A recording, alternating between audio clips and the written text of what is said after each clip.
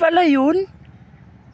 Tara, samahan niyo ako kumuha ng dahon. Subukan natin yun. Ito na nga guys, at nakakita na tayo ng saging na pagkukuhaan natin ng dahon. At ito na nga, nakakuha na tayo ng 2 dahon. Siyempre, dalawin natin na para malaman natin kung lilipad ba talaga. At salamat nga pala dito sa may-ari ng dahon ng saging, no, na ating pinagkukuhanan dahil binigyan tayo. At dito nga pala natin papaliparin itong dahon na kinuha natin guys. Ito sobrang taas ng lugar, no. Perfect ito dito kasi dito natin papaliparin, no. You guys, dito natin papaliparin yung dahon na nakita natin sa internet, no. So dito natin papaliparin. So napakahabog nito guys. Kita nyo yan? Oh, grabe ang taas. Napakataas tong lugar na to guys. So the moment of truth na kaya ba talagang lumipad ng dahon. So ito yung mga dahon natin. Ayan, 2 yan. Para ano, ito yung dahon natin, no. Para malaman talaga natin kung totoo ba talaga yun, yung pinalipad ni ate. So tara, gawin muna natin yun. Let's go.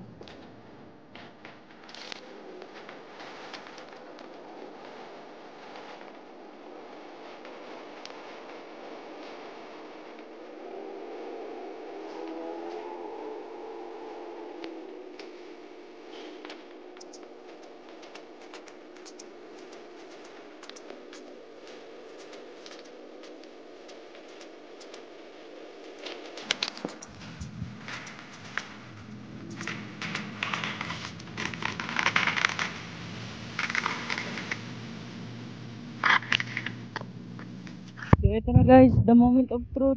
Ayan, ito na yung hitsura niya, no. Ayan, ito na yung hitsura niya guys. So ayan, yun yung hitsura niya. So papaliparin na natin dito. Ito na guys, the moment of truth. Subukan na natin. 1, 2, 3. Ay di lumipad, pumagsak lang.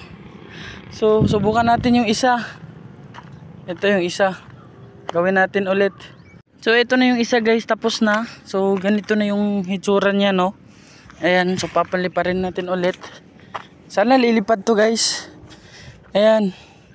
The moment of truth guys. Papaliparin ko na. 1, 2, 3. Oh, wala pa din. So wala guys, hindi siya nalipad.